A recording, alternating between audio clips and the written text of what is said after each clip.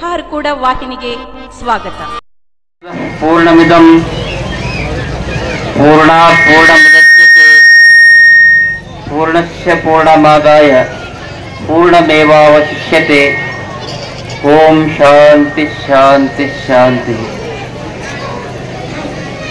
ಪರಮ ಪೂಜ್ಯ ಮಹಾಯೋಗಿ ಸದ್ಗುರು ಹಾರಕೂಡದ ಶ್ರೀ ಚನ್ನಬಸವ ಶಿವಯೋಗಿಗಳನ್ನು ಮನೋಮಂದಿರದಲ್ಲಿ ಧ್ಯಾನಿಸಿ ಅನಂತ ಕೋಟಿ ಪ್ರಣಾಮಗಳನ್ನು ಸಮರ್ಪಿಸಿ,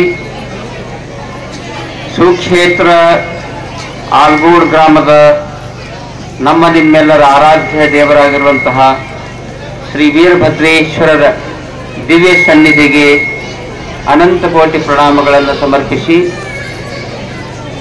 ಆಲ್ಗೂಡ್ ಗ್ರಾಮಕ್ಕೆ ಭಕ್ತಿಯ ಪರಂಪರೆಯನ್ನು ತಂದುಕೊಟ್ಟಿರುವಂತಹ, ಭಕ್ತಿಯ ಶ್ರೀಹರಿಯ ಬೀಜವನ್ನು ಬಿತ್ತಿರುವಂತಹ ಪರಮ ಪೂಜ್ಯ ಔಷಾ ಸಂಸ್ಥಾನದ ವೀರನಾಥ್ ಮಲ್ಲನಾಥ್ ದಾಸರಿಯನ್ನಾಥ್ ಜ್ಞಾನೇಶ್ವರ ಮಹಾರಾಜರು ಮತ್ತು ಈಗಿರುವಂತಹ ಪರಮ ಪೂಜ್ಯರಾಗಿರುವಂತಹ ಆತ್ಮೀಯರಾದಂತಹ ಪೂಜ್ಯ ಸಂತ ಗುರುಬಾಬಾ ಮಹಾರಾಜರಿಗೆ ಅನಂತ ಕೋಟಿ ಪ್ರಣಾಮಗಳನ್ನು ಸಮರ್ಪಿಸಿ, ಇಂದಿನ ಶ್ರೀ ವೀರಭದ್ರೇಶ್ವರರ ಜಾತ್ರಾ ಮಹೋತ್ಸವದ ಈ ಪವಿತ್ರ ಪರ್ವಕಾಲಕ್ಕೆ ಆಗಮಿಸಿ ತಮ್ಮ ದಿವ್ಯಾನುಭಾವದ ಅನುಭಾವದ ನುಡಿಗಳನ್ನು ಹೇಳಿರುವಂತಹ ನಮ್ಮ ಭಾಗದ ಜನಪ್ರಿಯ ಶಾಸಕರಾದ ಶ್ರೀ ಶರಣು ಸಲ್ಗರ್ ಅವರೇ, ಈಗಾಗಲೇ ಒಳ್ಳೆಯ ಮಾತುಗಳನ್ನು ಹೇಳಿ ಹೋಗಿರುವಂತಹ ಮಾಜಿ ವಿಧಾನ ಪರಿಷತ್ ಸದಸ್ಯರಾಗಿರುವಂತಹ ಶ್ರೀ ವಿಜಯ್ ಸಿಂಗ್ರವರೇ, ಈ ಕಾರ್ಯಕ್ರಮದಲ್ಲಿ ಭಾಗಿಯಾಗಿರುವಂತಹ ಶ್ರೀ ನವರಿಂಗ್ ಪಾಟೀಲ್ ಅವರೇ,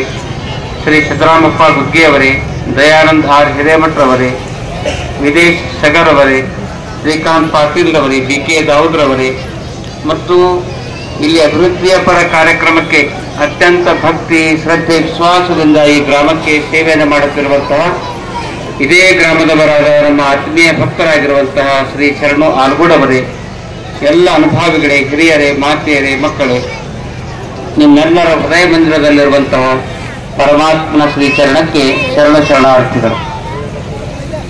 ನಮ್ಮ ಭಾಗದಲ್ಲಿ ಭಕ್ತಿಯನ್ನೇ ತಮ್ಮ ಉಸಿರಾಗಿರಿಸಿಕೊಂಡು ಬಾಳುತ್ತಿರುವಂತಹ, ಭಕ್ತಿಯನ್ನೇ ಗುರುಭಕ್ತಿಯನ್ನೇ ತಮ್ಮ ಬಾಳಿನ ಉಸಿರಾಗಿರಿಸಿಕೊಂಡು ಬಾಳುತ್ತಿರುವಂತಹ ದಿವ್ಯಾನುಭಾವಿಗಳ ಸಾಲಿನಲ್ಲಿ ಯಾವುದಾದ್ರೂ ಊರು ಸೇರ್ತಾ ಇದ್ರೆ ಅದು ಆಲ್ಗೂಡ್ ಗ್ರಾಮ ಸೇರ್ತಾ ಇದೆ ಅನ್ನುವಂಥ ಮಾತನ್ನು ಹೊರತುಪಡಿಸಿ ಹೇಳ್ತಾ ಇದ್ದೇವೆ. ಇಂತಹ ಪವಿತ್ರ ಗ್ರಾಮಕ್ಕೆ ಇದು ಯಾಕಂದ್ರೆ ಈ ಗ್ರಾಮ ಪುಟ್ಟ ಗ್ರಾಮವಾಗಿರಬಹುದು, ಚಿಕ್ಕ ಗ್ರಾಮವಾಗಿರಬಹುದು, ಇಲ್ಲಿಯ ಬೃಹತ್ ಕಟ್ಟಡಗಳು ಇರಲಿಕ್ಕಿಲ್ಲ, ಬೆಳ್ಳಿ ಬಂಗಾರ ಕ್ವಿಂಟಲ್ ಗಟ್ಟಲೆ ಇರಲಿಕ್ಕಿಲ್ಲ. ಆದರೆ ಆಲ್ಗೂಡ್ ಗ್ರಾಮದಲ್ಲಿ ವಿಶೇಷವಾದಂತಹ ಒಂದು ನಿಧಿ ಇದೆ. ವಿಶೇಷವಾದಂತಹ ಒಂದು ನಿಧಿ ಯಾವ ನಿಧಿಯಪ್ಪ ಅಂತಂದ್ರೆ, ಸುಮಾರು 100 ವರ್ಷಗಳ ಪರ್ಯಂತರವಾಗಿ ನಡೆದುಕೊಂಡು ಬಂದಿರುವಂತಹ ಆದಿನಾಥೇಶ್ವರರ ಆಧ್ಯಾತ್ಮದ ದಿವ್ಯ ಶಕ್ತಿಯ ನಿಧಿ ಈ ಗ್ರಾಮದಲ್ಲಿದೆ ಅನ್ನುವಂಥ ಮಾತನ್ನು ಬಹಳ ಪ್ರೀತಿಯಿಂದ ಹೇಳ್ತಾ ಇದ್ದೇವೆ. ಆ ದಿಶೆಯಲ್ಲಿ ಶರಣು ಆಲ್ಗೂಡ್ ಅವರು ಬಹಳ ಅನುಭವದ ಮಾತುಗಳನ್ನು ಹೇಳಿದರು. ಕೆಲವು ಬೋಧನಾಪರವಾಗಿರುವಂತಹ ಮಾತುಗಳನ್ನು ಕೂಡ ಅವರು ಹೇಳಿದರು. ಆದರೆ ಅನುಭವಿಗಳು ಒಂದ್ ಕಡೆ ಹೇಳ್ತಾ ಇದ್ದಾರೆ, ಪ್ರೀತಿಸುವವರನ್ನ ಪ್ರೀತಿಸುವವ ಮಾನವ, ಪ್ರೀತಿಸದೇ ಇರುವವರನ್ನ ಪ್ರೀತಿಸುವವ ಮಹಾಮಾನವ, ದ್ವೇಷಿಸುವವರನ್ನ ಪ್ರೀತಿಸುವವ ದೇವಮಾನವ ಎನ್ನುವಂಥ ಮಾತನ್ನು ಹೇಳ್ತಾರೆ. ಇದರ ಅರ್ಥ ಏನಂದ್ರೆ, ನೀವೆಲ್ಲ ವಕ್ರತನದ ಕಾರ್ಯಗಳನ್ನು ಮಾಡ್ತೀರಿ. ವಕ್ರತನದ ಎತ್ತಿನ ಬಂಡಿ ಹೊಡೆಯುವಾಗ ಸಿದ್ದರಾಮಪ್ಪ ಗುದ್ದಿಯವರಿಗೆ ಗೊತ್ತದ, ಅವ್ರದ್ದು ಎತ್ತಿನ ಗಾಡಿ ಹೊಡೆದ. ಎತ್ತಿನ ಗಾಡಿ ಹೊಡೆಯುವಾಗ ಆಕಳು ಎಷ್ಟೇ ಗಡಿ ಬರಲಿ, 1 ಸಲ 2 ಸಲ ಬಾರ್ಕೊಂಡು ಹೊಡಿತೀರಿ. ಪಲ್ಸ ಬಂದ್ರೆ ಹೊಡಿತೀರಿ, ತಿರ್ಗಾ ಬಂದ್ರೆ ಹೊಡಿತೀರಿ. ಎಷ್ಟೇ ಗರೀಬ್ ಆಗ್ಲಿದ್ರೆ 1 ಸಲ ಬಾರ್ಕೊಂಡು ಬಿದ್ದೆ ಬೀಳುತ್ತೆ. ಅದೇ ರೀತಿಯಲ್ಲಿ ಕಲಬುರಗಿ ನಗರದಲ್ಲಿ ಟಾಂಗಾ ಹೊಡಿತಾರೆ ನೋಡಿ. ಟಾಂಗಾ ಹೋಗುವಾಗ ಕುದುರೆ ಎಷ್ಟೇ ಚಂದ ಹೋದ್ರೂ ಅದಕ್ಕೆ ಚಾಟಿ ಬೀಳೋದು ಗ್ಯಾರಂಟಿ.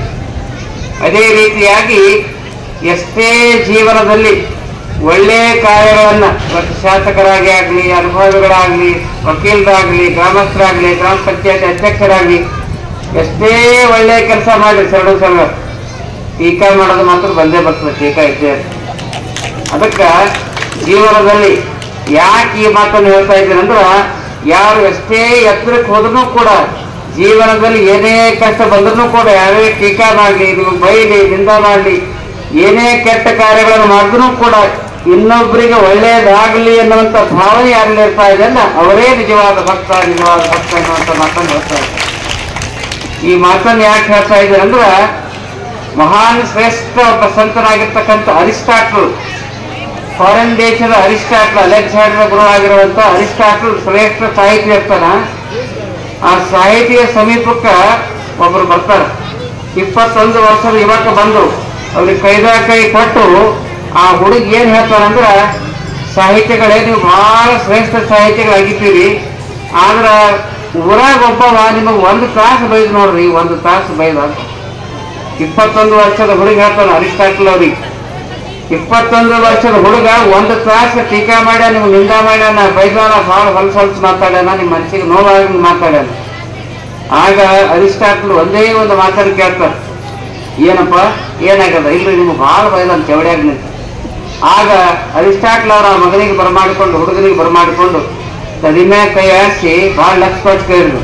ಅರಿಸ್ಟಾಟಲ್ ಅವ್ರು ಕೇಳ್ತಾ ಇದ್ದ, ಏನಪ್ಪ ಏನು ಬೈದ?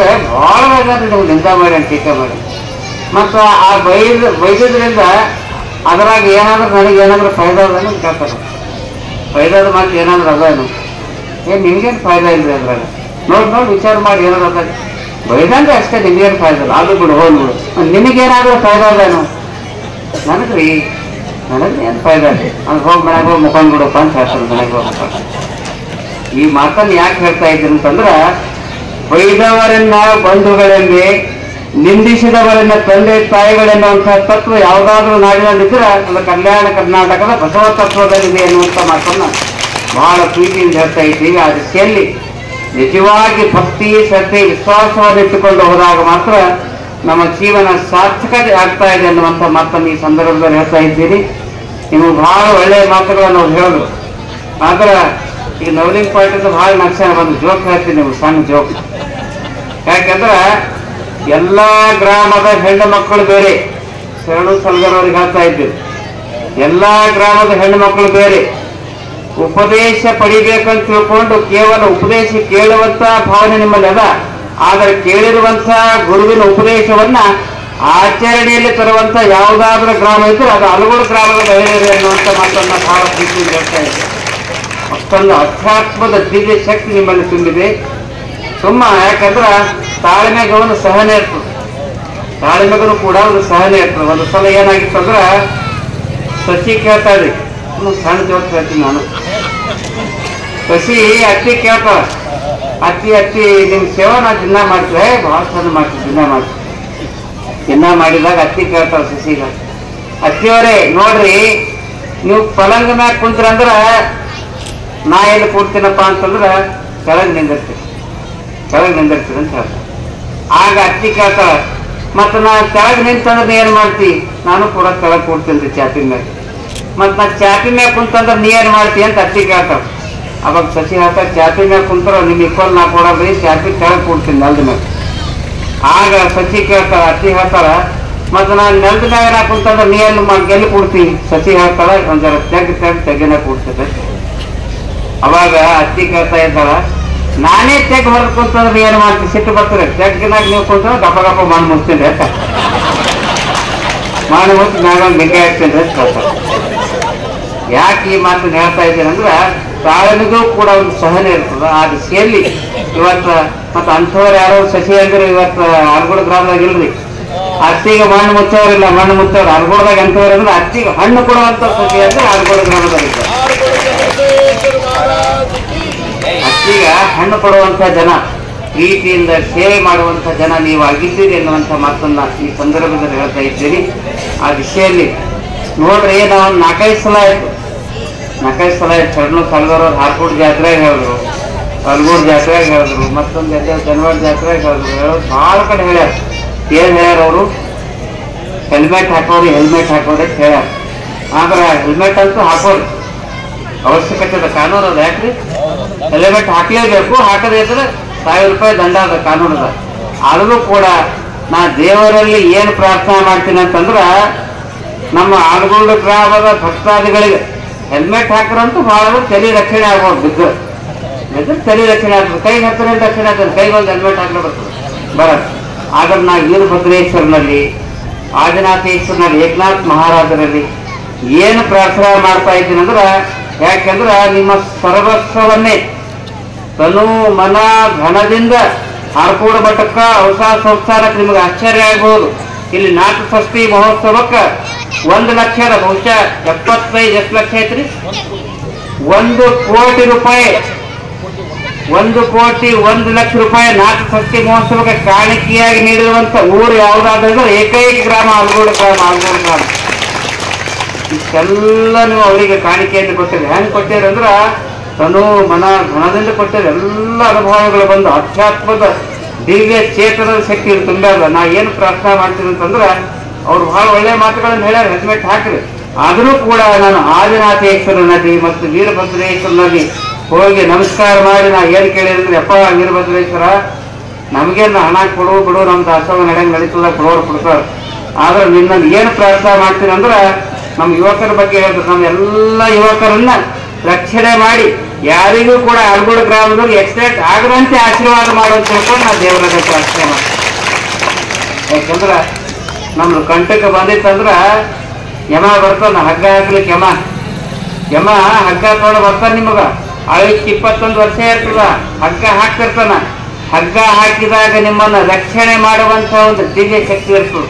ಯಾವುದಂದ್ರೆ ಡಿಪಾಸಿಟ್ ಮಗನ ಮದುವೆ ಮಾಡ್ಬೇಕಾದ್ರೆ ಬ್ಯಾಂಕ್ನಲ್ಲಿ ಡಿಪಾಸಿಟ್ ತೆಗಿತೀರಿ. ಆದ್ರೆ ನಿಮಗ ವಿಘಟ ಬಂದಾಗ, ಕಂಟಕ ಬಂದಾಗ, ಆಕ್ಸಿಡೆಂಟ್ ಆಗ್ತಕ್ಕಂಥ ಟೈಮ್ ಬಂದಾಗ ನಿಮ್ಮನ್ನ ರಕ್ಷಣೆ ಮಾಡುವಂತ ಏಕೈಕ ಶಕ್ತಿ ಅದು ವೀರಭದ್ರೇಶ್ವರನ ಆಧ್ಯಾತ್ಮದ ದಿವ್ಯ ಶಕ್ತಿ. ಅದಕ್ಕೆ ಉದಾಹರಣೆ ನಾವೇ 21 ಮೇ ನೀವೆಲ್ಲ ತುಲಾಭಾರ ಕಾರ್ಯಕ್ರಮ ಮಾಡಿದ್ರಿ, ನಮಗೆಲ್ಲ ಬರಮಾಡ್ಕೊಂಡು ಎಲ್ಲ ಊಟದವ್ರು ಮಾಡಿದ್ರು, ತಾವು ಮಾಡಿದ್ರಿ. ಆದ್ರೆ ಆ ಒಂದು ಸಿಚುವೇಶನ್ ನೋಡಿದಾಗ ನಾವು ಕಾರ್ ಹೋಗುವಂತ ಸಂದರ್ಭದಲ್ಲಿ ಸ್ಪೀಡ್ ಆಗಿ ಇದಕ್ಕೆ ಪೆಟ್ರೋಲ್ ಪಂಪ್ನಲ್ಲಿ ಪೆಟ್ರೋಲ್ ಹಾಕೊಳ್ಬೇಕಂತ ಹೋಗುವಂತ ಸಂದರ್ಭದಲ್ಲಿ 100 ಸ್ಪೀಡ್ 100 ಸ್ಪೀಡ್ ಲಾರಿ ಬಂದ್ರೂ ಕೂಡ ಆ ಲಾರಿಗೆ ಡಿಕ್ಕಿ ಹೊಳಿದ್ಕೂನ ನಮ್ಮ ಕಾರ್ ಹಿಂಗೆ ಅಳಗಾಡಿರ್ತಾರೆ. ಅದು ನಿಮ್ಮ ಭಕ್ತಿಯ ಶಕ್ತಿ, ಗುರುವಿನ ಶಕ್ತಿ ಇರ್ಬೋದು. ಗುರುವಿನ ಶಕ್ತಿಗೆ ಯಾವ್ದು ರಕ್ಷಣೆ ಮಾಡ್ತಾ ಇದೆ ಅಂತಂದ್ರೆ, ಗುರುವಿನ ಶಕ್ತಿ ಅಂತ ಇದ್ದೇ ಇರ್ತದೆ. ಗುರುವಿನ ಶಕ್ತಿಯ ಜೊತೆಯಲ್ಲಿ ಗುರುವಿಗೆ ಏನು ಆಗಬಾರ್ದು ಅಂದ್ರೆ ಭಕ್ತರ ಭಕ್ತಿಯ ಶಕ್ತಿ ಎಲ್ಲಕ್ಕಿಂತಲೂ ಶ್ರೇಷ್ಠ ಎನ್ನುವಂತ ಮಾತನ್ನು ಈ ಮಾತು ಸಂದರ್ಭದಲ್ಲಿ ಹೇಳ್ತಾ ಇದ್ದೀವಿ. ಆ ಲಾರಿ ಡಿಕ್ಕಿ ಹೊಡೆದಾಗ, ಮತ್ತೊಂದು ಲಾರಿಗೆ ಡಿಕ್ಕಿ ಹೊಡೆದಾಗ ಲಾರಿನೇ ಪಟ್ಟಿ ಹಚ್ಚಿನ ಕಾರ್ ಹಿಂಗೆ ಅಲಗಾಡಿರ್ತಾ ಇತ್ತು. ನಿಮ್ಮ ಕಾರಿಗೆ ಒಂದು ಹೀರೋ ಹೊಂಡ ಡಕ್ ಅಂತ ಡಿಕ್ಕಿ ಹೊಡೆದ್ರು ಅಲಗಾಡ್ತದೆ. ಆದ್ರೆ ಬಸವ ಡ್ರೈವರ್ ಬಹಳ ಏನ್ರಿಪ್ಪ ಕಾರು ಸಹಿತ ಆಗಿರಲ್ಲ. ಯಾವ ಶಕ್ತಿ ಅಂದ್ರೆ ಭಕ್ತರ ಭಕ್ತಿ ಮತ್ತು ಚಂದ ಬಸವ ಶಿವಯೋಗಿಗಳ ಆಧ್ಯಾತ್ಮದ ದಿವ್ಯ ಶಕ್ತಿಯನ್ನು ನಾವು ಬದುಕೊಂಡಿವಿ, ಪ್ರವಚನ ಮಾಡಲಿಕ್ಕೆ ಬಂದೀವಿ. ಯಾಕಂದ್ರೆ 2-3 ವರ್ಷದಿಂದ ಹೇಳಿನಿ, ಅದೆಲ್ಲ ನಿಮ್ ಭಕ್ತಿಗೆ ಆಯ್ತು, ದಾಸೋಹ ನಾವು ಮಾಡೋದು ನೀವೇ ಮಾಡೋದು, ನಮ್ದೇನಿದೆಲ್ಲ ಜೀರೋ ಅದು, ನಮ್ ಜೀರೋ. ಆ ಜೀರೋದ ಒಳಗೆಲ್ಲ ನಿಮ್ ಭಕ್ತರ ಭಕ್ತಿನೇ ತುಂಬ. ಆ ದಿಶೆಯಲ್ಲಿ ನಾವೊಂದು 2-3 ವರ್ಷ ಬಂದಾಗ ಹೇಳಿದ್ದೀನಿ, ಎಲ್ಲಿವರೆಗೆ ಬರ್ತೀನಂದ್ರೆ ಕೈ ಮತ್ತು ಕಾಲಾಗ ಶಕ್ತಿ ಇರತನ ಆಲಗೋಡು ಜಾತ್ರೆಗೆ ಬರ್ತೀನಿ ಅನ್ನುವಂಥ ಮಾತಾಡಿ ಹೇಳಿನಿ. ಅಂತ ಘಟನೆ ಆದ್ರೂ ಕೂಡ ಆ ಘಟನೆಯಿಂದ ಹೆಂಗೆ ಪಾರಾಗಿವೆ ಅಂದ್ರೆ ನಿಮ್ಮೆಲ್ಲರ ಭಕ್ತಿ. ಯಾಕಂದ್ರೆ ಪ್ರಥಮವಾಗಿ ನಮ್ಮ ಆಲಗೋಡು ಗ್ರಾಮದಲ್ಲಿ ಸಿದ್ದರಾಮಪ್ಪ, ಗುದ್ಗೆ, ಮೇಘರಾಜ್, ನಾಗರಾಳಿ, ಆನಂದರಾಜ್ ಹರಕೆ ಎಲ್ಲರೂ ಕೂಡ್ಕೊಂಡು ಅಪ್ಪ ನಾವು ಮೊದಲು ಅವು ಗಡ್ಲೆಗಾದ್ರೆ ಲೇಟ್ ತೊಗೊಂಡ್ರು ಬಂದು ಇವ್ರಿಗೆ ಗೊತ್ತಾಯ್ತದ. ರಾತ್ರಿ ಬೆಳಗಾಗಟ್ಟಿಗೆ ನೀವು ರೆಡಿ ಮಾಡಿದ್ರು ತುಲಾಭಾರ. ನಾವು ಮೊದಲು ಹಾಸ್ಪುರದವ್ರು ಮಾಡ್ತೇವೆ. ಆ ಸಂದರ್ಭದಲ್ಲಿ ಹಿಂಗವ್ರು ತುಲಾಭಾರ ಮಾಡಿದ್ರು, ಅದು ಸಾಮಾನ್ಯವಾಗಿರುವಂತ ತುಲಾಭಾರ ಅಲ್ಲ, ಅದು ಕೋಟಿಗಟ್ಟಲೆ ವಿಚಾರ ಮಾಡ್ತಕ್ಕಂಥ ಕೋಟಿ ರೂಪಾಯಿ ತುಲಾಭಾರ. 25,000 ತುಲಾಭಾರ ಅಲ್ಲ, ಕೋಟಿ ರೂಪಾಯಿ ತುಲಾಭಾರ. ಎಲ್ಲ ಹೆಣ್ಮಕ್ಳು ಭಕ್ತರು ಹಾರ್ಕೊಂಡವ್ರು ಬಂದು ಆ ತುಲಾಭಾರ ಮಾಡುವಂತ ಸಂದರ್ಭದಲ್ಲಿ ಎಲ್ಲರ ಕಣ್ಣಾಗ ನೀರು ಬಂದು, ಎಲ್ಲರ ಕಣ್ಣಾಗ ನೀರು. ನಾಗರಾಳಿ, ನಮ್ಮ ಮೇಘರಾಜ್ ನಾಗರಾಳಿ ಏನ್ ಹೇಳಿದ್ರೆ ಅಪ್ಪೋರು ಇದು 700ನೇ ತುಲಾಭಾರ ಅಲ್ಲ, ಇದು ಪ್ರಥಮ ತುಲಾಭಾರ ಅಂದಾಗ ಎಲ್ಲರ ಕಣ್ಣಾಗ ನೀರು ಬಂದು. ಯಾಕಂದ್ರೆ ನಿಮ್ಮೆಲ್ಲರ ಮಾತೃ ಅತ್ಯಂತ ಭಕ್ತಿ. ಇವತ್ತೊಬ್ಬ ಗುರು ಸುಂದರವಾಗಿ ಆಧ್ಯಾತ್ಮಿಕ ಜೀವನವನ್ನು ಸಾಧನೆ ಮಾಡಬೇಕಾದ್ರೆ ಅಲ್ಲಿ ಯಾವ ಶಕ್ತಿ ಇರ್ತದೆ ಅಂದ್ರೆ ಭಕ್ತರ ಶಕ್ತಿ ಇರ್ತದೆ, ನಿಮ್ಮ ಭಕ್ತಿ ಇರ್ತಾ ಇದೆ. ಆ ದಿಶೆಯಲ್ಲಿ ಆಲಗೋಡು ಗ್ರಾಮದವರಿಗೆ, ಯಾಕಂದ್ರೆ ಇವತ್ತು ನೋಡಿ ಜನವರಿ ಜಾತ್ರೆ, ಇವತ್ತು ಯಾವ ಜಾತ್ರೆ? ಮಲಿಕ್ ಸಾಬನ್ ಜಾತ್ರೆ. ಅಲ್ಲಿ ದಾವೂರು ಮಲಿಕ್ ಸಾಬನ್ ಜಾತ್ರೆ ಯಾಕೆ ಹೋಗ್ಬೇಕು ನೋಡ್ರಿ, ವಿಜಯಸಿಂಗ್ ಅವ್ರು ಎಲ್ಲ ಕಡೆ ಹೋಗ್ಬೇಕಾದ್ರೆ ಯಾಕೆ ಮುಂದೆ ಓಡಬೇಕಪ್ಪ. ಆದ್ರೆ ನಮ್ಮ ಶರಣರು ಸಲಗರ ಅವರು ಬಹಳ ಭಕ್ತಿಯಿಂದ ಕುಂತಾರೆ. ಯಾಕಂದ್ರೆ ಯಾವುದೇ ಕಾರ್ಯಕ್ರಮಕ್ಕೆ ನಮ್ಮ ಕಾರ್ಯಕ್ರಮದಾಗ ಭಾಳ ಭಕ್ತಿಯಿಂದ ಕುಂತಾರ. ಅವ್ರನ್ನು ಅಲ್ಲಿ ಉಪಯೋಗ ಕಾಲ ಅಂತ ತಿಳ್ಕೊಂಡು ಹೋಗ್ಯಾರ. ಹೋಗಿ ಆಗ 20 ವರ್ಷದಿಂದ ಅವ್ರ ಜಾತ್ರೆಗೆ ಹೋಗ್ತೇವೆ. ಅದನ್ನು ಕೂಡ ಅವರನ್ನು ಬರಮಾಡಿಕೊಂಡು ನೋಡಪ್ಪ, ನಾನು 38 ವರ್ಷದಿಂದ ಅರಗೋಡು ಜಾತ್ರೆಗೆ ಹೋಗ್ತೀನಿ, ಇದೊಂದು ಜಾತ್ರೆಗೆ ಮರಿನಾಥ್ ಹಿರೇಮಠ ಅವ್ರು ಕರ್ಕೊಂಡು ಹೋಗ್ರ ಅಂತ ತಿಳ್ಕೊಂಡು ಅವ್ರಿಗೆ ಕಳಿಸಿ. ಅದು ನಿಮ್ಮ ಜಾತ್ರೆಗೆ ತಪ್ಪಿಲ್ಲ. ಕೂಡಲ ಸಂಗಮದ ಕಾರ್ಯಕ್ರಮ, ಸಿದ್ಧಗಂಗಾ ಮಠದ ಕಾರ್ಯಕ್ರಮ, ಯಾವುದೇ ಕಾರ್ಯಕ್ರಮ ಬಂದ್ರೂ ಕೂಡ ತಪ್ಪಲಾರ್ದಂಗ ಜಾತ್ರೆಗೆ ಬರುವಂತ ಮೊದಲನೇದಾಗಿ ನಮ್ಮ ಡೈರಿಯಾಗಿ ಬರೆಯುವಂತ ಲಿಸ್ಟ್ ಯಾವ್ದಂದ್ರೆ ನವೆಂಬರ್ ತಿಂಗಳದಾಗ ಡೈರಿ ಬರ್ತದೆ. ಮೊದಲನೇದಾಗಿ ಬರೆಯೋ ಜಾತ್ರೆ ವೀರಭದ್ರೇಶ್ವರ ಜಾತ್ರೆ ಆಗ್ಬಿಟ್ರೆ. ಅಷ್ಟೊಂದು ಶ್ರದ್ಧೆ ಭಕ್ತಿಯನ್ನು ಇಟ್ಕೊಂಡು ತಾವೆಲ್ಲರೂ ಕೂಡ ಜೀವನವನ್ನು ಸಾಗಿಸ್ತೀರಿ ಅನ್ನುವಂಥ ಮಾತನ್ನು ಈ ಸಂದರ್ಭದಲ್ಲಿ ಹೇಳಿ, ಇಂತಹ ಪವಿತ್ರವಾಗಿರುವಂತಹ ಗ್ರಾಮ ನಿಮ್ಮೆಲ್ಲರನ್ನ ನುಡಿದಾಗ ಪ್ರತಿ ವರ್ಷ ನಮ್ಮ ಗುರುಪಾದಪ್ಪ ರಸ್ತೆ ಆ ಕಾಡ್ನಾಗ ಬರೋದು ನಾವು ರುಮಾಲೆ ಕಾಣ್ತಿದ್ದೀರಿ. ನಾನು ರುಮಾಲ ಅವ್ರ ಮಗ ರತ್ನಸಾಗರ್ ಅಂತ ಮೊಮ್ಮಗ ಬಂದಾನೆ ಅವ್ರು ಕರ್ಲಾಕ್, ರತ್ನಸಾಗರ್. ಆ ಗುರುಪಾದಪ್ಪ ಹಾರ್ಕೂಡಕ್ಕೆ ಜಾತ್ರೆ, ನಿಮ್ಮ ಜಾತ್ರೆಗೆ ಎಷ್ಟು ವರ್ಷ ಕರ್ಲಾಕ್ ಬಂದಾನ? 30 ವರ್ಷ ಕರ್ಲಾಕ್ ಬಂದ ಪ್ರತಿ ವರ್ಷ. ಹೋದ ವರ್ಷ ಅವ್ರು ಲಿಂಗೈಕ್ಯ ಆದ್ರು. ಆದ್ರ ಆ 30 ವರ್ಷ ಅವ ದುಡ್ದಿದ್ದ ಫಲ ಏನಾಗ್ಯದಂದ್ರ, ಹೋದ ವರ್ಷ ಅವ್ರಿಗೆ ಆರಾಮಿದ್ರಂತ, ನಮ್ಮ ಗಂಟೆ ಅವರಿಗೆ ಆರಾಮಿದ್ರಂತ ಗುರುಪಾದಪ್ಪ ಅವರಿಗೆ. ಆ ಸಂದರ್ಭದಲ್ಲಿ ಇವರೇ ಬಂದಾರಂತ, ರತ್ನಸಾಗರ್ ಗಂಟೆ. ಅವ್ನು ಹೇಳಿದ್ರಪ್ಪ, ನಾವು ಒಂದೇ ವರ್ಷ ನಿಮ್ಗೆ ಕರ್ಲಾಕ್ ಬಂದಿಲ್ಲ, ನೀವು ಬಂದೊಂದು 8 ದಿನದಾಗ ನಾನು ಗೌರ್ಮೆಂಟ್ ನೌಕರಿ ಆಗಿದ್ದಾರೆ ಏನು ಅಂತ ಮಾತನ್ನು ಹೇಳಿ ನೋಡಿ. ಗುರುವಿನ ಭಕ್ತಿ ಇಟ್ಟು ನಡೆದ್ರೆ ಹೆಂಗ್ ಸಿಕ್ತು. ಹಂಗ ಒಂದೇ ವರ್ಷ, ಹೋದರ್ಷ ಒಂದೇ ವರ್ಷ ಕರ್ಲಾಗ ಬಂದಾನ. ಒಂದೇ ವರ್ಷ ಕರ್ಲಾಗ ಬಂದ್ರೆ ಅವನು ಗೌರ್ಮೆಂಟ್ ನೌಕರಿ ಆಯ್ತು. ನೀವು 38 ವರ್ಷದಿಂದ ಪ್ರವಚನ ಕೇಳಿದಂದ ಮೇಲೆ 100 ವರ್ಷಗಳ ಪರ್ಯಂತರವಾಗಿ ನಿಮಗೆ ಆಶೀರ್ವಾದ ಇರ್ತಾ ಇದೆ ಅನ್ನುವಂಥ ಮಾತನ್ನ ಈ ಸಂದರ್ಭದಲ್ಲಿ ಹೇಳಿ, ಯಾಕೆಂದ್ರೆ ನಿಜವಾಗಿ ಗುರು ಅಂತ ಯಾರಿಗೆ ಕರೀತಾ ಇದ್ದಾರೆ ಅಂತಂದ್ರ ಕೇವಲ ವೇಷಭೂಷಣಗಳನ್ನು ಹಾಕಿದಾಗ ಗುರು ಆಗುವುದಿಲ್ಲ. ಯಾವ ಭಕ್ತನಿಗೆ ಸಂಕಟ ಬಂದಾಗ, ಕಷ್ಟ ಬಂದಾಗ ಅವನನ್ನು ಬರಮಾಡಿಕೊಂಡು ಕಡಿಮೆ ಕೈ ಇಟ್ಟು ನಾ ಹಿಂದಿದ್ದಪ್ಪ ಅಂತ ತಿಳ್ಕೊಂಡು ಆಶೀರ್ವಾದವನ್ನು ಯಾರು ಮಾಡ್ತಾ ಇದ್ದಾರೋ ಅವರೇ ನಿಜವಾದ ಗುರುಗಳು. ಅವತಾ ಮಹಾರಾಜರು, ಹಾರ್ಕೊಂಡು ಕನ್ನಡಗಳನ್ನುವಂಥ ಮಾತನ್ನ ಈ ಸಂದರ್ಭದಲ್ಲಿ ಹೇಳ್ತಾ ಇದ್ದೀನಿ. ಗುರು ಶಿಷ್ಯರ ಸಂಬಂಧ ಹೇಗಿರ್ಬೇಕಂದ್ರೆ ಇದು ವ್ಯಾವಹಾರಿಕವಾಗಿರುವಂತ ಸಂಬಂಧ ಅಲ್ಲ. ಗುರು ಮತ್ತು ಭಕ್ತರ ಸಂಬಂಧ ಆಧ್ಯಾತ್ಮಿಕವಾಗಿರುವಂತ, ಆಧ್ಯಾತ್ಮಿಕ ಅನುಸಂಧಾನದ ಸಂಬಂಧ ಎನ್ನುವಂತ ಮಾತನ್ನು ಈ ಸಂದರ್ಭದಲ್ಲಿ ಹೇಳ್ತಾ ಇದ್ದೀನಿ. ಇವರೆಲ್ಲ ಬಹಳ ನಕ್ಷರ. ಇನ್ನೊಂದು ಸಂದರ್ಭದಾಗ ಹೇಳ್ತೀನಿ, ಗುರುವಿನ ಬಗ್ಗೆ ಒಂದು ಮಾತು ಹೇಳ್ತಾರೆ. ಗುರು ಶಿಷ್ಯರು ಹೆಂಗಿರ್ತಾರೆ, ಗುರುಗಳು ಬಹಳ ಹುಷಾರಿರ್ತಾರೆ. ಮನೆಗೆ ಭಿನ್ನಕ್ಕೆ ಬಂದಾಗ 4 ಜನ ಹೋಗಿ ಭಿನ್ನ ಮಾಡಿದ್ರು. ಸಾಹುಕಾರ ಮನೆ ಇದ್ದಾಗ ಅವ್ರಿಗೆ ಗುರುಗಳು ಊಟ ಮಾಡಿ ಮನೆಗೆ ಹೋಗುವಾಗ ಅವ್ರಿಗೆ ಕಾಣಿಕೆ ಕೊಟ್ಟರು. 1,000 ರೂಪಾಯಿ ಕೊಟ್ಟರು. ಮತ್ತು 25 ದಪ್ಪಿರ್ತಕ್ಕಂಥ ರೌದ್ ಉಂಡಿ ಕೊಟ್ಟರು. ರೌದ್ ಉಂಡಿ ಯಾರೀಗ ಗುರುಗಳಿಗೆ. ರೌದ್ ಉಂಡಿ ತೆಗೆದುಕೊಂಡು ಪೆಟ್ಟಿಗೆದಾಗ, ಸ್ಟೀಲಿನ ಪೆಟ್ಟಿಗೆ ಚಂದ ಪ್ಯಾಕ್ ಮಾಡಿ ಗುರುಗಳು ಮಠಕ್ಕೆ ಹೋಯ್ದರು. ಮಠಕ್ಕೆ ಹೋಯ್ದಾಗ ಶಿಷ್ಯಾಗ ಹೇಳ್ತಾರ, ನಿಂಗಲ್ಲಪ್ಪ ನೀ ಭಾಷೆ. ಆ ಶಿಷ್ಯಾಗ ಹೇಳ್ತಾರ, ನೋಡಿ ಮಗನೇ, 25 ಉಂಡಿ ಒಬ್ಬರೇ ಒಂದೇ ತೊಗೊಂಡ್ರಿ, ನೀವು ರೋಡ್ ಮತ್ತೆ ಮಜಾ ಮಾಡ್ತೀವಿ ನಿಮ್ಗೆಲ್ಲ ಅಂತ ಅಂದಿಸ್ತಾರ. ದಿನಾಲು ಪೂಜೆ ಮಾಡೋದು, ಒಂದೊಂದು ಉಂಡಿ ತಿಂಬರು, 1 ಗ್ಲಾಸ್ ಹಾಲು ಕುಡಿಯೋದು. 1 ದಿನ ಆಯ್ತು, 2 ದಿನ ಆಯ್ತು, 3 ದಿನ ಆಯ್ತು, 4 ದಿನ ಆಯ್ತು. ಶಿಷ್ಯಾಗ ಭಾಳ ವಿಚಾರ ಮಾಡ್ತಾರೆ. ಅಪ್ಪರಂತೂ ಉಂಡಿ ದಿನ ಎಣಿಸ್ತಾರೆ. 5 ಉಂಡಿ ಹೋದ್ರು, 5 25 5 ಹೋದ್ರೆ ಎಷ್ಟು ಹೋದ್ರು? 20 ದಿನ ಎಣಿಸ್ರ. 20 ಉಂಡಿ ಬರೋಬರ. ಶಿಷ್ಯಾಗ ಭಾಳ ತ್ರಾಸ. ಈ ಗುರುಗಳು ಅಂತ ಕೊಡಲ್ಲ, ಉಂಡಿ ಮಾತ್ರ ಭಾಳ ಚಂದ ಆಗ್ಯಾವ. ದಾಲ್ಡ ಇದೆ, ಇದು ತುಪ್ಪ ಹಾಕಿ ಮಾಡ್ಯಾರ, ಹ್ಯಾಂಗ್ ಹಿಡಿಬೇಕಿದು? ಶಿಷ್ಯ ವಿಚಾರ ಮಾಡಿ ಏನ್ ಮಾಡ್ತಾನಂದ್ರ ಉಂಡಿ ಡಬ್ಬಾಗ ಇಡ್ತಾರ. ಶಿಷ್ಯ ಅಪ್ಪವ್ರು ಊಟ ಮಾಡ್ಕೊಂಡು ಎಲ್ಲ ಮರಗಲಿಕ್ಕೆ ಹೋದಾಗ ಅನಾಮ ಪ್ಲಾನ್ ಮಾಡ್ತಾರೆ. ಒಂದು ಪೇಪರ್ ತೊಗೊತಾನೆ, ಸುಂದರವಾದಂಥ ಪೇಪರ್ ತೊಗೊಂಡು ಉಂಡಿ ಕೈದಾಗ ಇಡ್ತಾನೆ. ಆ ಉಂಡಿ ಏನು ತಿನ್ನೋದವ, ಬರ ಬರುತ್ತಾನೆ. ಕುಡಿಸಿದ ಕೂಡಲೇ ಪುಳಿ ಬೀಳ್ತು. 25 ಉಂಡಿ ವರ್ಷದಾಗ 1 ಉಂಡಿ ಪುಳಿ ಬೀಳ್ತದೆ, ಕಪ್ಪ ತಿನ್ಬಾರ್ದು. ಮತ್ತೆ ಹಂಗೆ ಇಡೋದು. 1 ದಿನ ಆಯ್ತು, 2 ದಿನ ಆಯ್ತು, 3 ದಿನ ಆಯ್ತು. ಆ ಉಂಡಿ ದಿನ ಸಣ್ಣ ಹಾಕೋದು ಕಡಿ ಒಂದು 5 ಉಂಡಿ ಉಳಿದು 5 ಉಂಡಿ ಲಕ್ಷ ಕೊಟ್ಟು 5 ಉಂಡಿ ಉಳಿದಾಗ ಗುರುಗಳು ಕೇಳ್ತಾರೆ, ಏನ್ ಶಿಷ್ಯ ಉಂಡಿ ಗೌಡ್ರು ಕೊಟ್ಟಾಗ ಗೌಡ್ರು ಶಕ್ತಿ ಕೊಟ್ಟರು ಭಾಳ ನಂಬಿದ್ರು. ಈಗ ಯಾಕೋ 5 ಉಂಡಿಗಳು ತಳಗಾಗ್ಯಾವ ಅಂತಂದ ಕಪ್ಪ ಟಿವಿ ಆಗ್ಯಾದ್ರೆ ಸಣ್ಣಗಾಗ್ಯಾವ. ಟಿವಿ ಆಗ್ಯಾದ್ರಿ ಏನು ಅವಸ, ಅದಕ್ಕೆ ಹೆಂಗೆ ಟಿವಿ ಆಗ್ತದ ಉಂಡಿಗ ಇದೇಪ್ಪ ಆಗ್ಯಾದ್ರಿ ಅಂತ. ಸರಿ, ಮಾತನ್ನು ಯಾಕೆ ಹೇಳ್ತಾ ಇದ್ದಾರೆ ಅಂದ್ರೆ ಈ ರೀತಿಯಾಗಿರುವಂಥದ್ದು ಗುರು ಶಿಷ್ಯರ ಸಂಬಂಧ ಅಲ್ಲ. ಆದ್ರೆ ನಮಗೂ ನಾವು ಕೂಡ ಗುರುಗಳಿದ್ದು, ನಮಗೂ ಕೂಡ ಅಪ್ಪಳದಂತವ್ರು, ನಮ್ಮ ಕಾರ್ತಿಕ್ ಸ್ವಾಮಿ, ಬಸಪ್ಪ, ಬಸವರಾಜ ಎಲ್ಲ ಶಿಷ್ಯರದ. ಅದ್ರ ನಾವು ಹೆಂಗ್ ಮಾಡ್ತೀವಿ ಅಂದ್ರೆ ನೀವು 100 ಉಂಡಿ ಕೊಟ್ರ ಅರ್ಧ ಉಂಡಿ ನಾವು ತಿಂದು 90 ಉಂಡಿ ಭಕ್ತರಿಗೆ ದಾನ ಮಾಡ್ತೇವೆ. 90 ಉಂಡಿ ಭಕ್ತರಿಗೆ ದಾನ. ಯಾಕಂದ್ರೆ ಭಕ್ತನ ಹೃದಯದಲ್ಲಿ ಭಗವಂತ ಇರ್ತಾರೆ. ನಮಗ್ ವರ್ಷಿಗೆ 1,000 ಶಾಲೆಗಳು ಬರ್ತಾವೆ. 1000 ಶಾಲೆ ಎರಡು ಸರ್ವದಲ್ಲಿ ಬರ್ತದೆ. 1000 ಶಾಲೆ ಇವರೇ ವರ್ಷಿಗೆ 10 ಹಚ್ತಾರೆ. ನಮ್ಗೆ 10 ಶಾಲೆ 1000 ಶಾಲೆ ಬಂದ್ರೂ ಕೂಡ ನಾವು ಯೂಸ್ ಮಾಡೋದು ಉಪಯೋಗ ಮಾಡೋದು ಹೆಂಗಂದ್ರೆ ಒಂದು ಶಾಲೆ ಅದ. ಈಗ ಸೌದತ್ತಿ ಮಠ ಸರ್ ಕೊಟ್ಟಿದ್ ಮ್ಯಾಗ ಅದ ನಮ್ಮ ಬೆಡ್ರೂಮ್ನಾಗ ಒಂದು ಶಾಲೆ 1 ವರ್ಷ ಅಲ್ಲ 12 ವರ್ಷ ಹಚ್ಕೊಂಡು ಅದು ಜರಾನೆ ಹರ್ಕ್ ಆದಾಗೆ ಮತ್ತೊಂದು ಶಾಲೆ ತೊಳ್ತೇವೆ. ಆದ್ರೆ 1999 ಶಾಲೆ ನಾವು ತೆಗೆದುಕೊಳ್ಳುವುದಿಲ್ಲ, ಬಂಧುಗಳಿಗೆ ಕೊಡುವುದಿಲ್ಲ, ಭಕ್ತರಿಗೆ ಕೊಡುವಂತ ಮಠ ಹಾಡ್ಕೊಂಡು ಮಠ. ಅದಕ್ಕಾಗಿ ಭಕ್ತನ ಹೃದಯದಲ್ಲಿ ಭಗವಂತ ಇರ್ತಾ ಇದ್ದಾನೆ. ನಿಮ್ಮೆಲ್ಲರ ಹೃದಯದಲ್ಲಿ ಗುಡಿಯಲ್ಲಿ ಮಂದಿರದಲ್ಲಿ ದೇವರು ಇರ್ಬೋದು.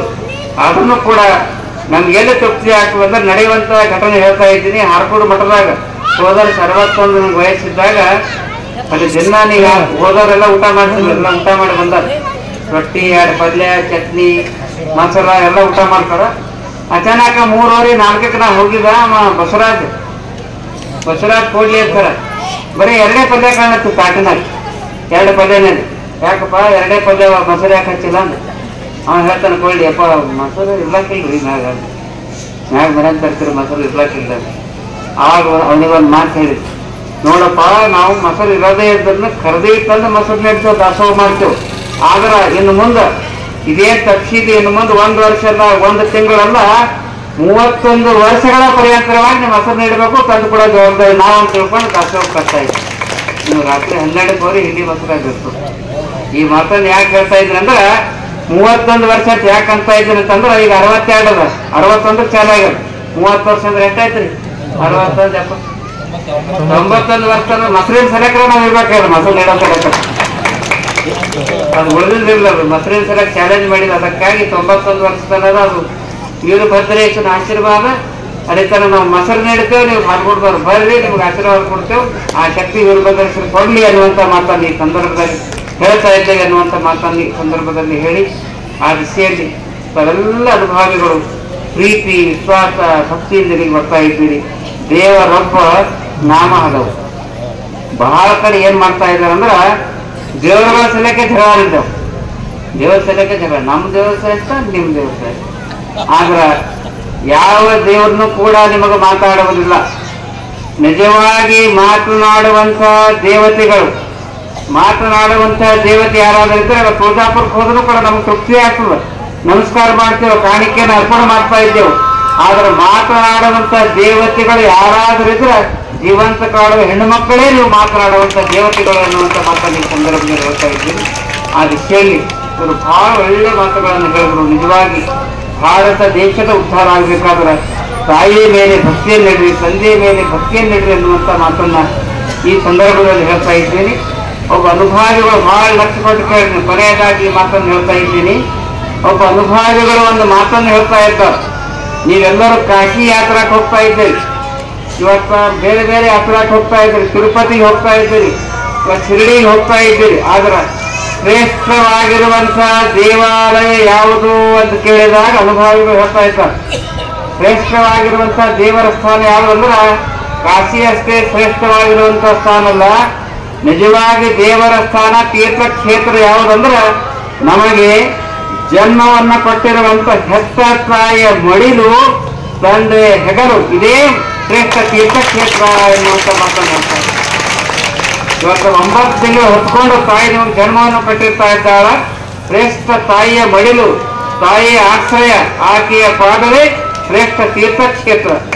ಇವತ್ತು ನಿಜವಾಗಿ ನಿಮ್ಮೆಲ್ಲ ಯುವಕರಿಗೆ, ಆಲ್ಗೋಡು ಗ್ರಾಮದ ಯುವಕರಿಗೆ ನಿಮಗೆ ಹರಕುಡು ಮುತ್ತಿಯವರು ಗುರುಬಾಬಾ ಮಹಾರಾಜರದ ಆಶೀರ್ವಾದ ಆಗ್ಬೇಕಂದ್ರೆ ನಿಮ್ಮ ಹೆತ್ತ ತಾಯಿಯ ಪಾದದ ಸೇವೆ ಮಾಡ್ರಿ, ನಿಮ್ಗ ಗುರುವಿನ ಆಶೀರ್ವಾದ ಆಗ್ತಾ ಇದೆ ಅನ್ನುವಂಥ ಮಾತನ್ನು ಈ ಸಂದರ್ಭದಲ್ಲಿ ಹೇಳ್ತಾ ಇದ್ದೇನೆ.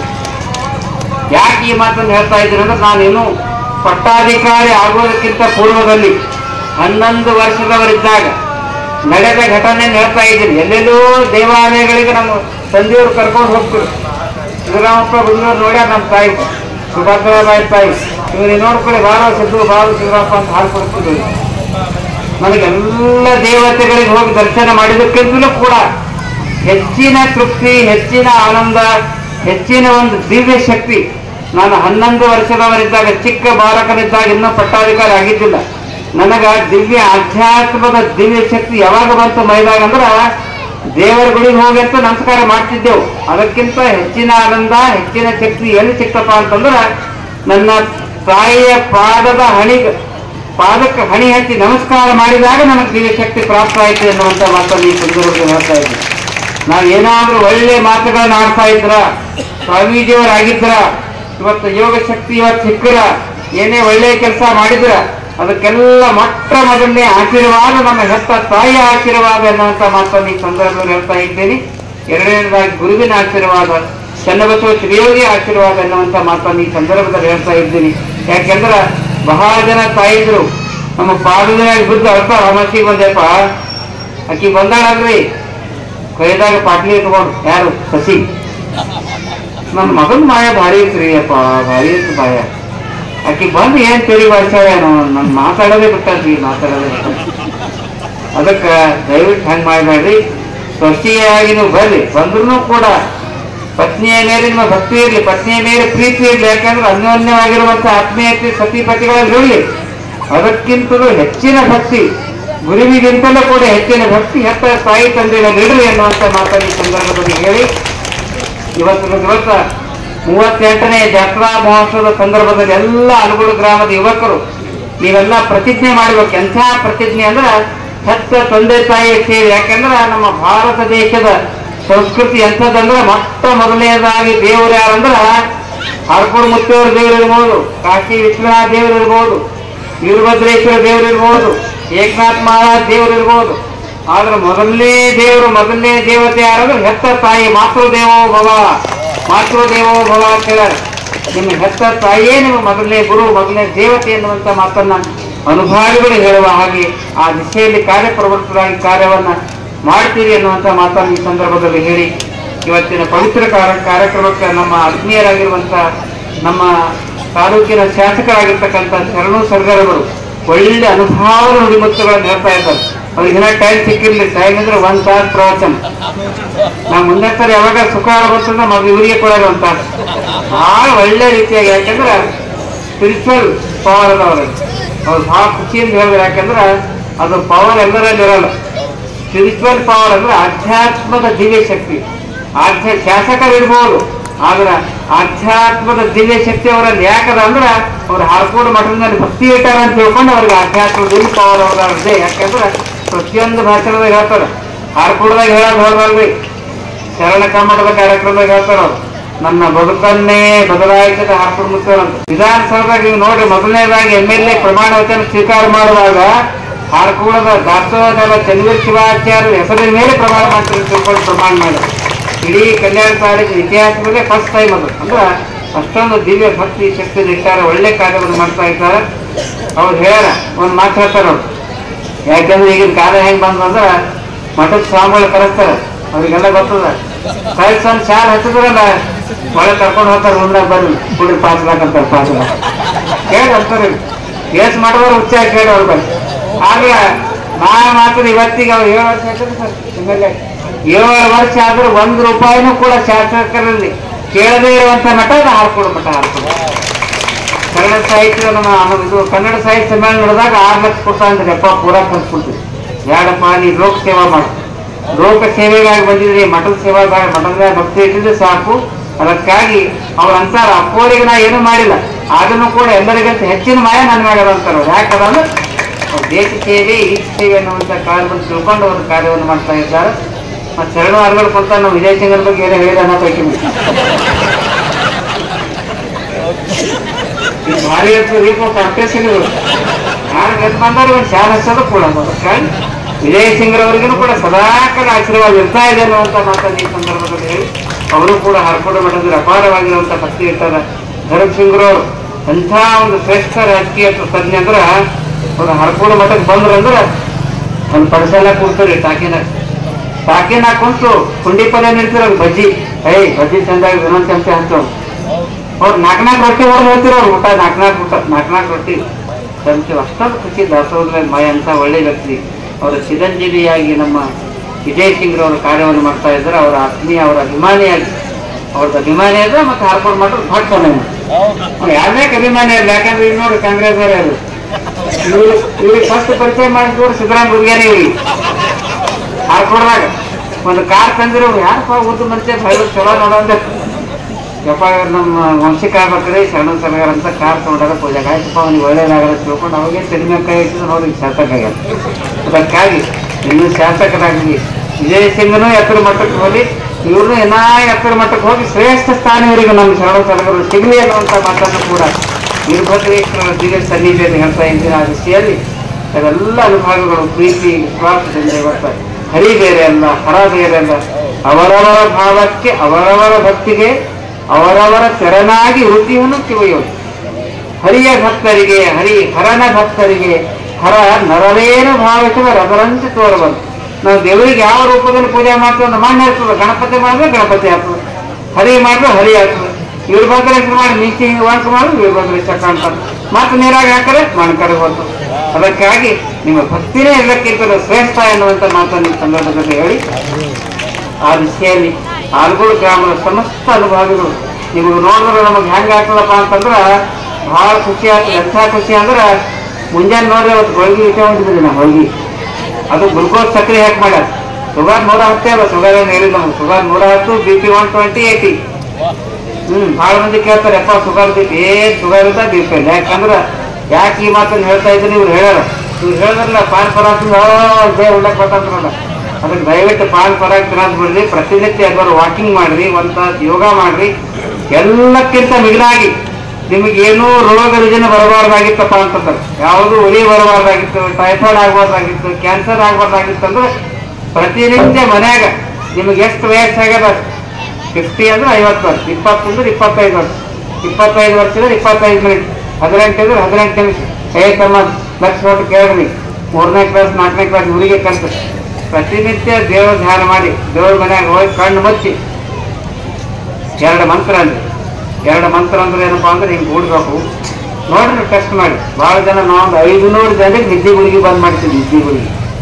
ನಿದ್ದೆ ಗುಳಿಗೆ ತೊಗೊಂಡೇ ನಿದ್ದೆ ಬರೋ ಮಾಡ್ತಿರೋರು 500 ಜನ ನಿದ್ದೆ ಮಾಡೋದಕ್ಕೆ ನಿದ್ದೆ ಗುಳಿಗೆ ಬಂದ್ ಮಾಡಿ 2 ಮಂತ್ರವ ಲಾಸ್ಟ್ ಅದೇ ಹೇಳ್ಬಿಡ್ತೀನಿ. ನೀವೆಲ್ಲ ಲಕ್ಷ ಕೊಟ್ಟು ಮನ್ಯಾಗ ಕೊಟ್ಟು ಹಿಂಗೆ ಕೂಡ್ರಿ. ರಾತ್ರಿ ಹಗಲಿದ್ರೆ ಹಗಲ, ರಾತ್ರಿ ಸಂದರ್ಭದಲ್ಲಿ ಮನಸ್ಸಿಗೆ ಶಾಂತತೆ ಇರಲಿಲ್ಲ ಅಂದ್ರೆ ಅತಿ 100 ಬೈಗಳು ಅಂದ್ರೆ ನಿಮಗೇನು ಫರಕ್ ಬಿಡೋದು. ಇನ್ನೊಂದು 2 ಬೈ ಅಂತೇಳಿ ಅಷ್ಟು ಶಾಂತಿ ಬರ್ತದೆ. ಶಾಂತಿ ಆಗಬೇಕಾದ್ರೆ ಏನಿಲ್ಲ, ಕಣ್ಣು ಮುಚ್ಚಿ ಕೂಡೋದು.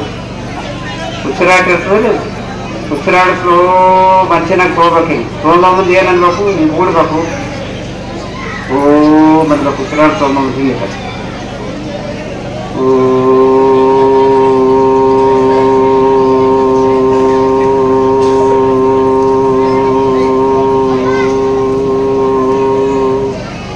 ಉಸಿರಾಟ ತೊಗೊಂಬಂದು ಬಿಡ ಮುಂದ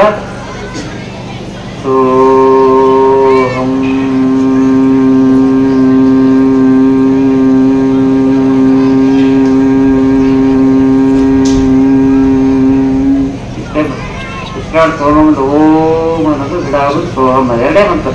ಇದೇನು ಯಾವುದೇ ಜಾತಿ ಮಂತ್ರ, ಹರಿ ಮಂತ್ರ, ಹರ ಮಂತ್ರ ಮತ್ತು ಬೇರೆ ಬೇರೆ ಯಾವ ಧರ್ಮದ ಮಂತ್ರ ಅಲ್ಲದೆ ಎಲ್ಲರಿಗೂ ಅನ್ವಯಿಸ್ತಾ ಇಷ್ಟೇ ಮಾಡಿ ನೀವು ಪ್ರತಿನಿತ್ಯ ಒಂದು 30 ನಿಮಿಷದ ಮಾಡಿದ್ರೆ ಯಾವುದೇ ರೋಗ ರುಜಿನಗಳು ಬರುವುದಿಲ್ಲ.